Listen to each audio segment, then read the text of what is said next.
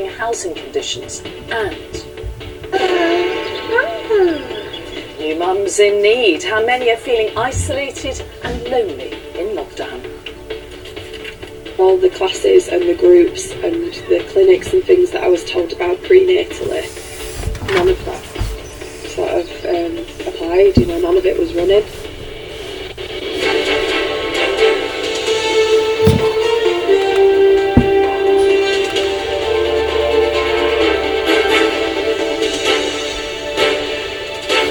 This is the ITV Evening News with Mary Nightingale.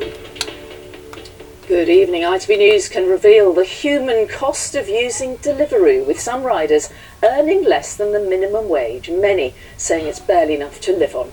It comes as the company prepares to float on the stock exchange, but could earn its boss £500 million. A joint investigation by ITV News with the Bureau of Investigative Journalism and the Daily Mirror found that despite Deliveroo's pledge that riders are paid more than £10 per hour on average, many we spoke to earn way below that. Well, tonight the footballer Marcus Rashford says he's going to raise the issue with Deliveroo, which supports his charity and also, of course, sponsors the England team. And we'll have more on that in a moment. But first, here's Richard Pallow's special report. A minimum wage, the least you might expect for turning Deliveroo into an £8 billion business. Lockdowns led to huge rises in customer demand, but also to a sharper focus on how those in the gig economy are treated. So you're just starting a shift. What do you expect to make tonight? I hope to make between £8 and £10 an hour, but I could make £3 to £4 an hour. An hour? Yes. And how does that make you feel, knowing that you could earn so little? Exploited, really. I spent an evening with Reese, a student, signing into the app at 6:45 p.m. You got an order then? Yeah. He's contacted almost immediately. How far is it? I need to be there in 2 to 6 minutes. Okay. Riders have just 100 seconds to accept, otherwise the order goes elsewhere. All night, Reese said yes to everything available. Are we here? The first two take just under half an hour to complete. That's yours there. Cheers, I'll tip as well, thank you. And after a 15-minute wait, he's off again around Newcastle. Deliveries that earn slightly more as they're further away, but then a lull. Nothing for 30 minutes. Eventually, there are two more single orders. Cheers.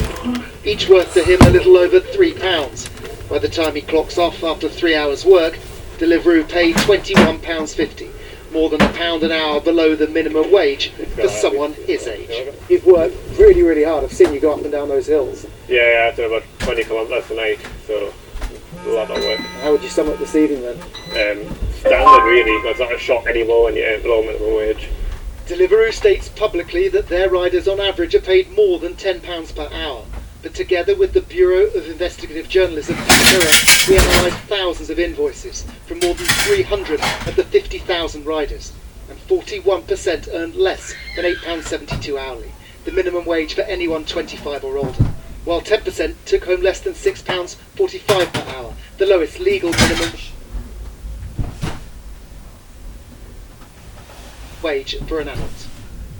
At the start, Deliveroo's riders got an hourly rate plus delivery charges on top.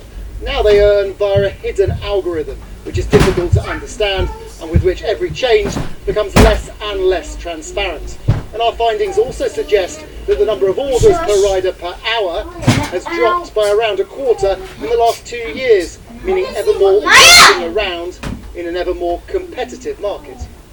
Riders don't have to be paid minimum wage as they're deemed self-employed in the UK, but in Italy and Spain they're now classified as workers, as are Uber drivers here.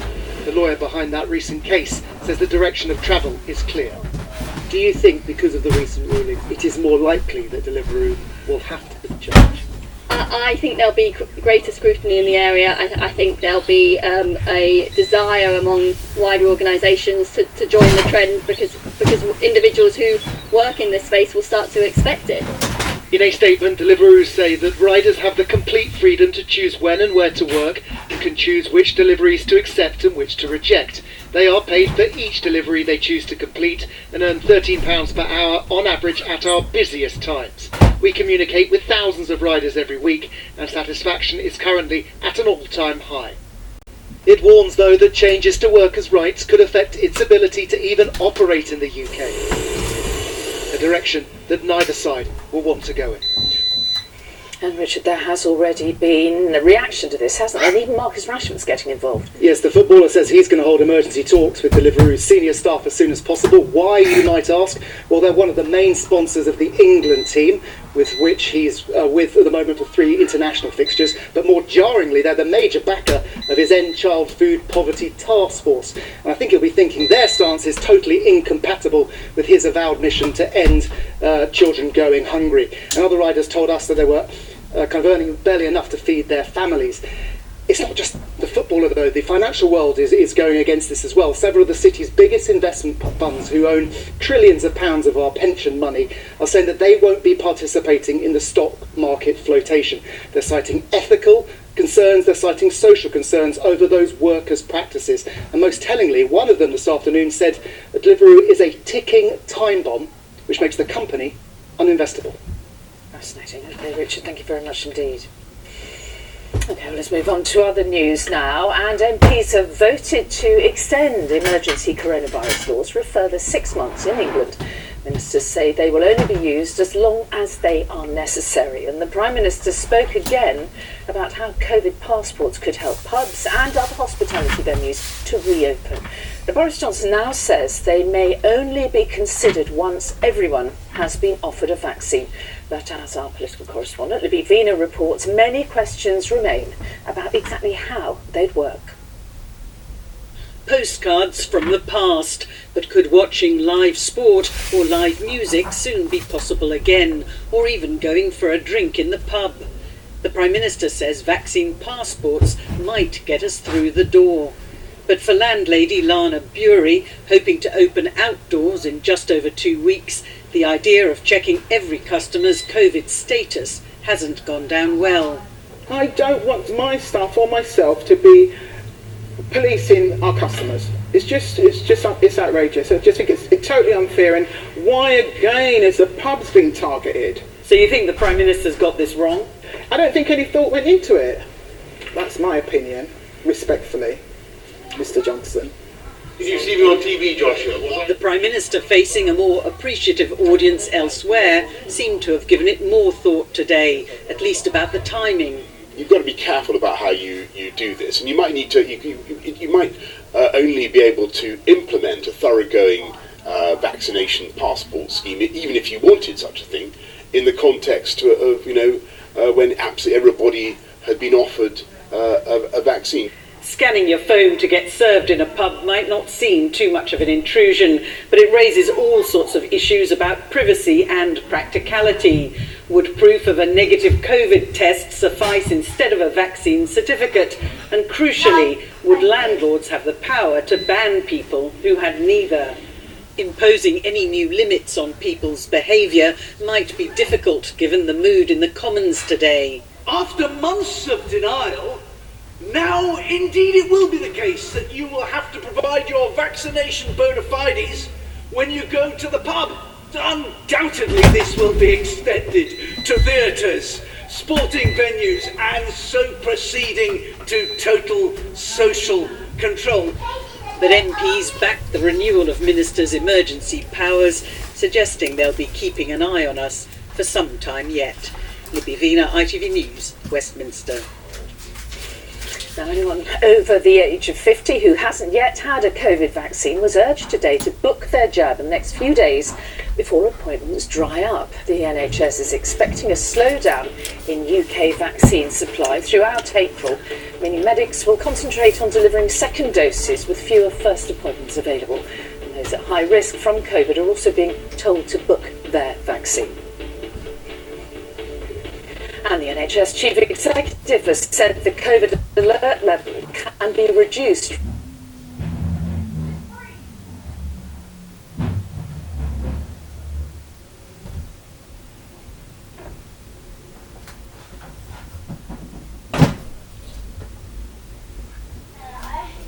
from 4 to 3. Sir Simon Stevens said there were 34,000 severely ill coronavirus patients in hospital in mid-January. This has now fallen to 4,000. A teacher has been suspended from a secondary school in West Yorkshire after showing pupils satirical cartoons depicting the Prophet Muhammad. And the incident sparked protests outside the school in Batley, and our correspondent Ben Chapman is there for us tonight. So, Ben, can you explain what exactly happened here today? Well, this controversy started on Monday when a teacher in a religious studies class showed pupils cartoons that were featured in the French satirical newspaper Charlie Hebdo depicting the Prophet Muhammad, and that led this morning to dozens of protesters gathering here outside the school gates. Now, a large proportion of this school's students are Muslim, and showing the image of the Prophet Muhammad is strictly forbidden in Islam. The protesters say their use in a classroom is highly offensive, and many of them were calling for the teacher to be sacked. Now, tonight the teacher has been suspended pending an investigation, and the school's head teacher issued this statement. The school unequivocally apologises for using a totally inappropriate image in a recent religious studies lesson. It should not have been used. A member of staff has also relayed their most sincere apologies. We have immediately withdrawn teaching on this part of the course. Well, he went on to say that it's important that children learn about faiths and beliefs, but that this must be done in a sensitive way. Now, it's unclear whether his statement will be enough to satisfy the protesters. The school says it is now working with community leaders to try to resolve the situation. Okay, Ben Chapman in Batley, thank you. Still to come, the ITV Evening News after we exposed horrific housing conditions in Croydon and admission of corporate failure from the council. And the new mums deprived of crucial support during the pandemic. Those stories and more after the break. John McGann.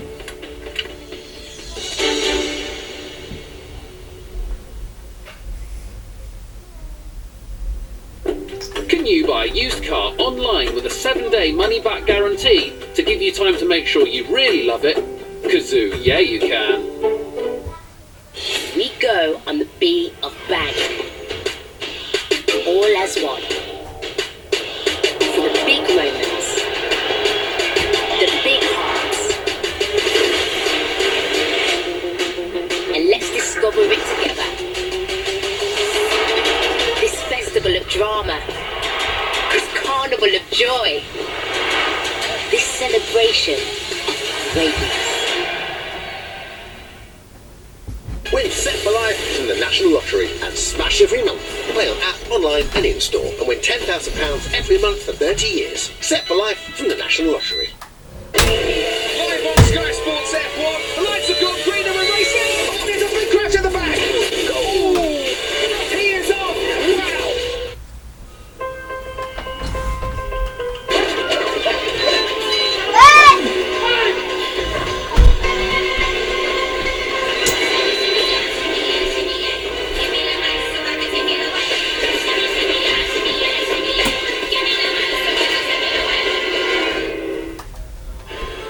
Mission Control, we are go for launch. Copy that. Initiating boost sequence.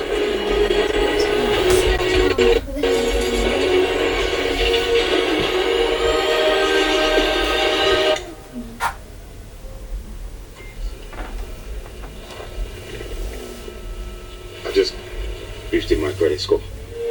For the first time ever, you could boost your credit score instantly for free, only with new Experian Boost.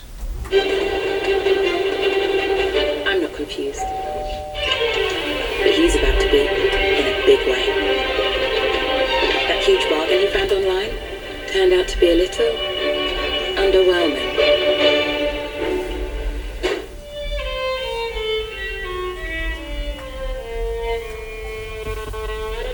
I'm not confused. I'm confused.com. Get what you bargained for with confused.com rewards. Looks like you want McDonald's from Just Eat, yes? Well, we'll deliver for free. Zilch quid, zero dosh, no money. We got it. Somebody say Just Eat. Taking care of business. Tax, payroll, and cash flow. Taking care of finance stuff. Into it, QuickBooks.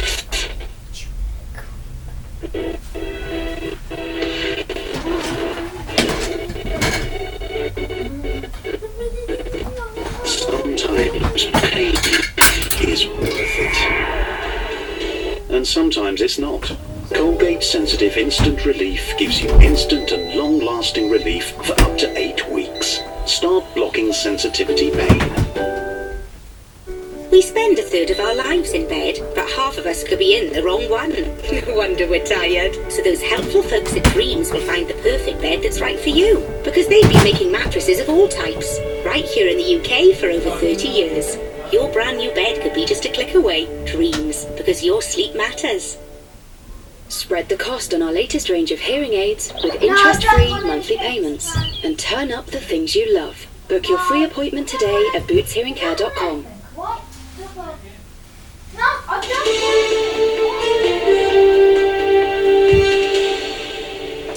Welcome back. The leader of Croydon Council has told a parliamentary hearing she fears the shocking housing conditions exposed by ITV News are part of a bigger problem. Hamida Ali said the terrible state of the council flats was a complete corporate failure. MP said the fears of residents had been ignored, just like at Grenfell. Our political correspondent Daniel Hewitt, who broke the story on Monday, has the latest.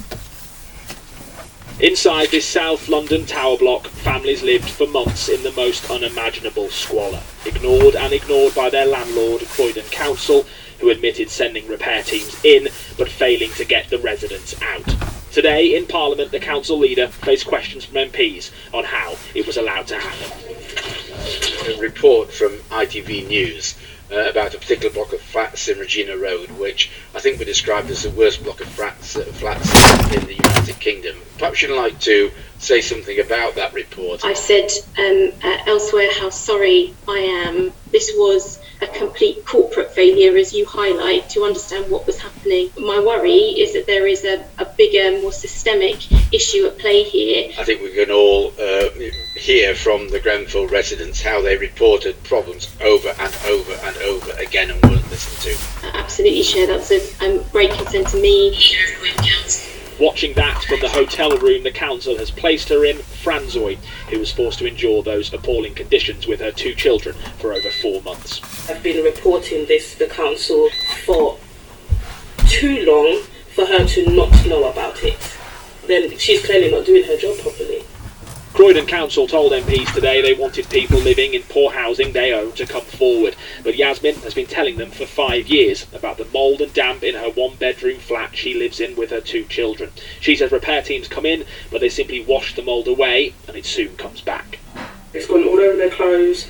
There's always water on the floor. I just recently had to buy them new beds because it went all over the wood and on the mattresses. And then it went all over the floor, so I had to put a new flooring down. The council says they've recently made repairs on the flat, including new fans to fix ventilation issues. But that took 5 years, and while an inquiry is now underway into what happened in this block of flats, the council has admitted they simply don't know how many people are living in similar conditions. Daniel Hewitt, ITV News, Croydon. 2 Royal Navy pilots being treated in hospital after their jet crashed in Cornwall. The Royal Naval Hawk came down in Woodland near Helston this morning. The pilots managed to eject and their injuries are not thought to be life-threatening. The cause of the crash is unclear. And Santander has closed 111 branches in response to the shift towards mobile and online banking. The bank says it hopes to find new roles for the staff affected wherever possible. Well, the government today published a review aiming to improve babies' and children's development, but no new funding has been promised. Many families with infants born during the coronavirus crisis said they have missed out on crucial support. And ITV News has new figures showing the pressure that some parents have been put under. Our consumer editor Chris Choi reports on parents in the pandemic. What if pandemic had been your entire life? Rowan arrived the day before the first lockdown. As a first-time parent, too, I've got nothing to compare it to, and I've waited my whole life, to have a baby.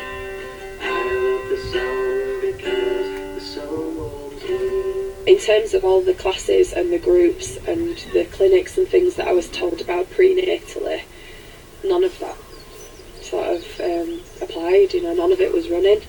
New figures released to ITV News show a 45% rise in helpline calls during the pandemic about parental mental health, with another helpline telling us 66% of its calls were worries about children's development, and over half concerned children's emotional well-being. We gathered a panel of mums. All have felt unsupported and isolated as services shrank in the pandemic. She was born before, support bubbles were introduced, so it was just us for the first 3 months. That was really, really tough. Yeah, I think there have been times where it's been quite lonely. It's just been extremely difficult not being able to socialise with other mums. I was quite anxious because we've got a coronavirus going on. I don't want to catch anything. I don't want my newborn to catch anything. She's only a few days old. He's 6 months old and already we haven't met another baby apart from babies on the screen. Today, government published a new review on baby support, but no promise of extra funding. Doesn't all this show that the government has a baby blind spot when it comes to policy? We have seen remarkable improvements in children's outcomes over the past decade. There's also going to be additional support for early training. Because babies are at low risk from COVID, they've often been invisible in the pandemic, but for them it's been very far from the best start in life. Chris Choi, ITV News. And by tonight, the torch relay for the postponed Tokyo Olympics has finally begun its 121-day journey across Japan. Now, the relay began in Fukushima, which was devastated by the earthquake and tsunami in 2011, and it will end in Tokyo at the opening ceremony on the 23rd of July. It is still not clear how the games will go ahead, but organisers say the flame serves as a ray of light at the end of the darkness. That's all for now. Julie's here at 10 from me and all the team. Stay safe and well. Bye-bye.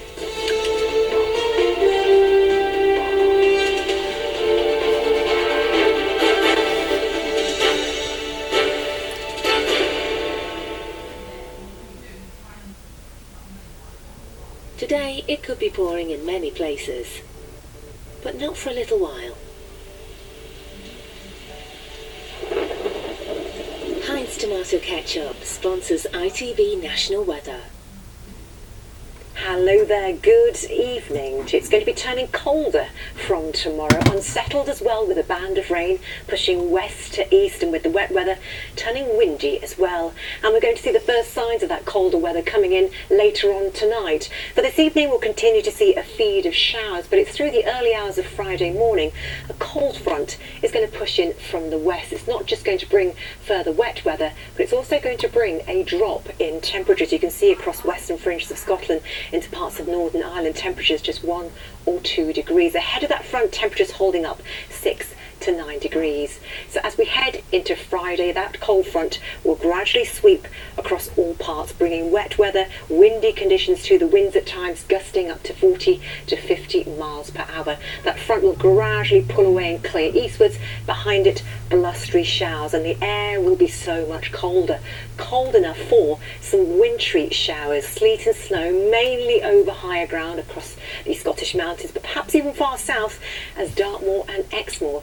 So that wet weather will gradually clear through. Friday night itself is going to be pretty chilly. We could see some ice and frost first thing on Saturday morning. But overall, Saturday probably shaping up to be the best day of the weekend. Dry, bright, sunny conditions for most of us.